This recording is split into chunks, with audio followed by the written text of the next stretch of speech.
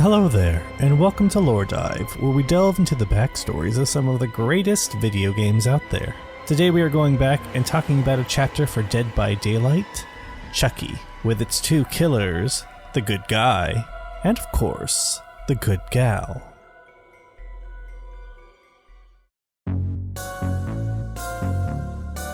Charles Lee Ray, the good guy. Something was odd about Charles Lee Ray from the day he was born, even if others couldn't see it immediately.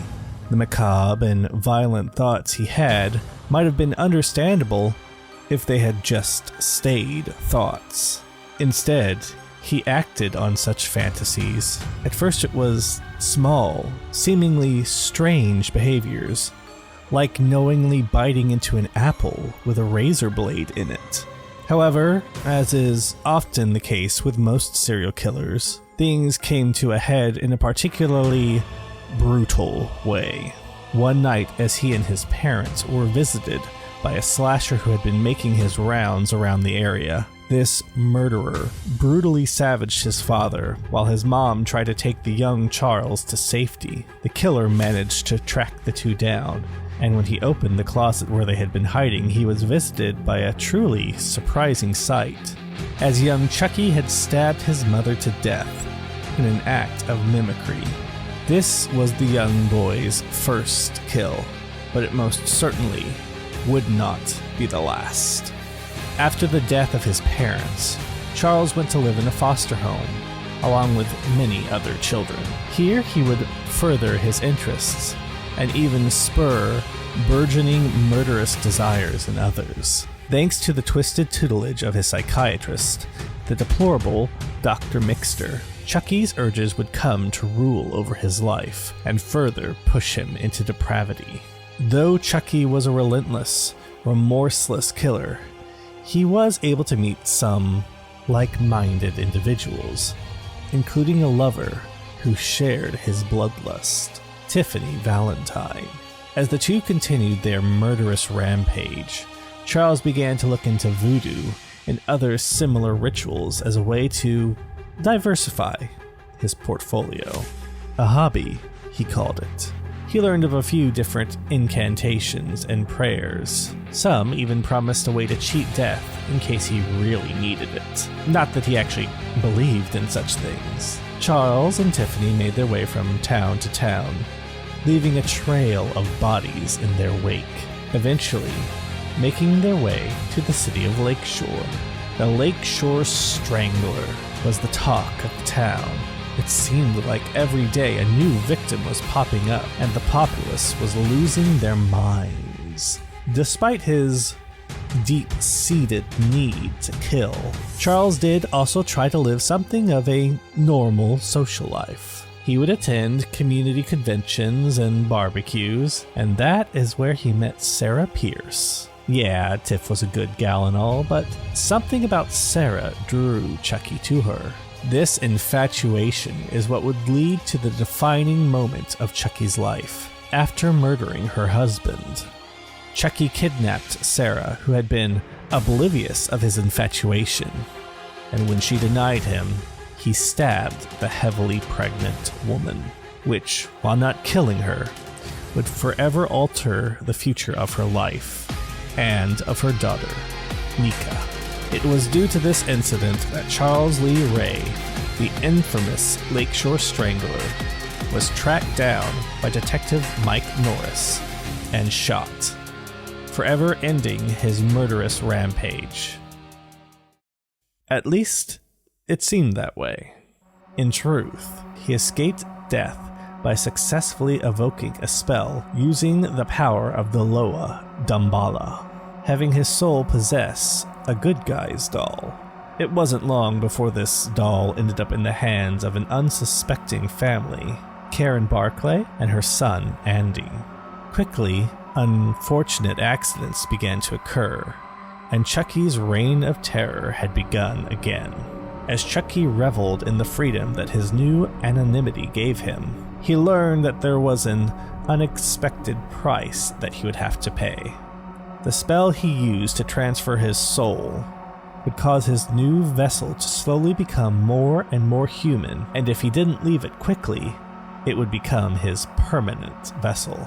Chucky didn't want to stay a good guy forever, and he knew that there was only one way to change that. Take the body of the first person he revealed himself to, Andy Barkley. Chucky began to hunt the 6-year-old boy down, but in the process, both Karen and Detective Norris caught wise to who he truly was. And between the three of them, Chucky was killed again. But you just can't keep a good guy down. After his first attempt failed, Chucky should have been dead meat. But Play Pals, the company that made the good guy dolls, didn't want the rumors that one of their toys had gone on some sort of murderous rampage to persist. And so, using Chucky's remains, they recreated the doll. With Chucky reborn and reinvigorated, he began his search for Andy again. After the events of the previous rampage, Andy had been taken into foster care. After all, no one would truly believe his mother's explanation of a killer doll, no matter how many people backed her up. Chucky hunted Andy, determined to steal his body for his own, killing anyone who stood in his way. That was until Andy's foster sister, Kyle, realized that something was amiss, and learned the truth about Chucky.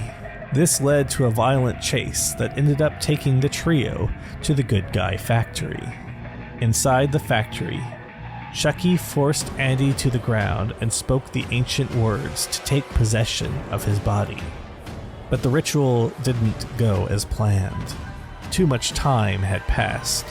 Chucky was stuck in this body. Kyle quickly and desperately toppled a stack of Good Guy boxes over him before running off with Andy. Chucky screamed in frustration as he pushed through the pile of boxes, gathering his wits. He looked down the brightly lit aisle and saw Andy and Kyle running into a thick, swirling mass of fog. He thought he was seeing things at first, but then he realized the fog was real and felt that it was there to help him. The incantation hadn't worked as intended, but he had somehow conjured something else, something unexpected, something he didn't quite understand. And not wanting to lose his only chance for a real body, he charged through the fog, screaming after Andy.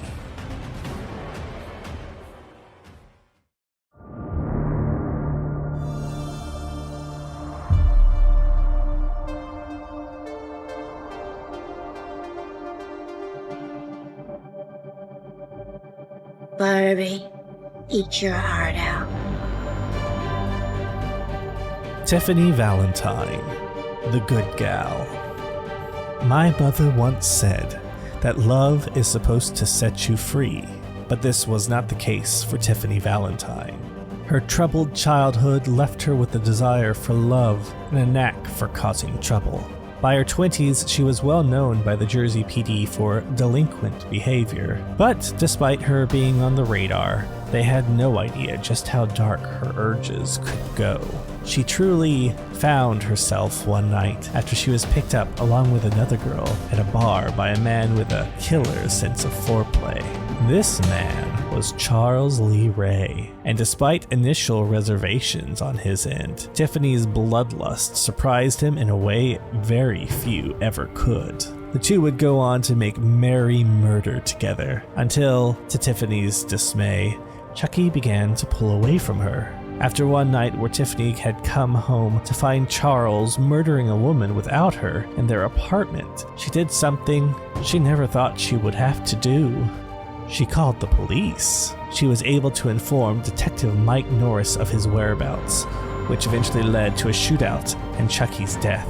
It wasn't until later, when she saw a ring that had been left out, that she began to feel doubt about her actions. During this time away from Chucky, Tiffany softened a bit, but never truly lost her killer edge. She was known to be rough, but also kind in a strange sort of way. Tiffany eventually began to hear rumors of a series of unsolved murders over the years that some had attached to the rumors of a killer doll. Knowing that Chucky had dabbled in the occult, she felt in her soul that it had to be him, so she went on a several-year journey to locate her lost love. In 1999, Tiffany was able to find the remains of a good guy doll that had been retrieved from the last series of killings on record. And with a little help from a crooked police officer, Tiffany was able to get her hands on the remnants of Chucky's body.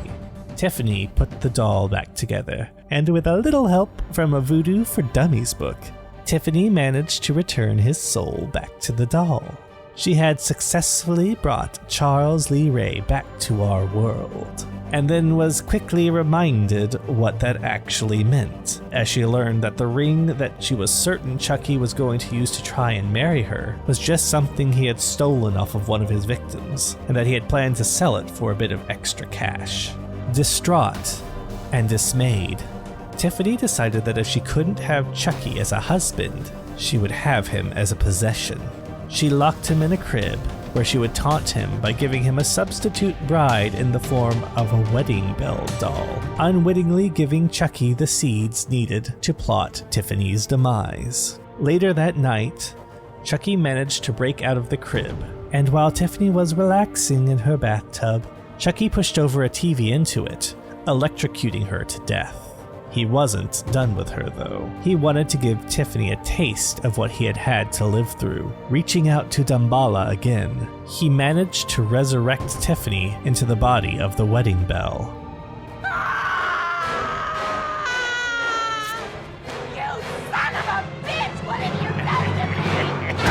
Tiffany, obviously pissed at the circumstances, only agreed to help Chucky after he came up with a plan to get new bodies for them both. Using an amulet that had been buried with him, they would be able to transfer their souls to any person they came across. Tiffany agreed and decided to make the best of her new vessel, dolling herself up to her liking.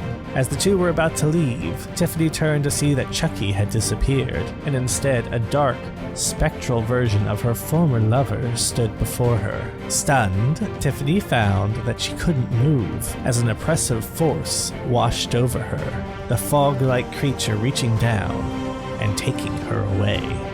A dense, dark fog washed over the room a moment later, and Tiffany was gone, with only her corpse remaining as a clue as to what happened that night.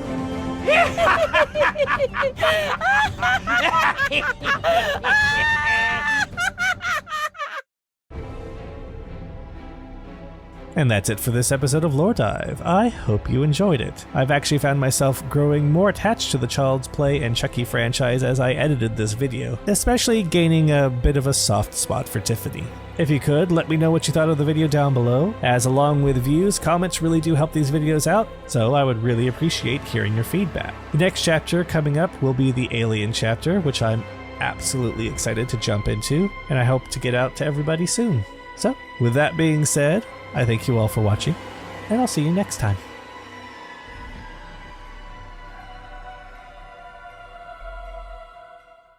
Chucky quickly and desperately... Not Chucky. Fuck!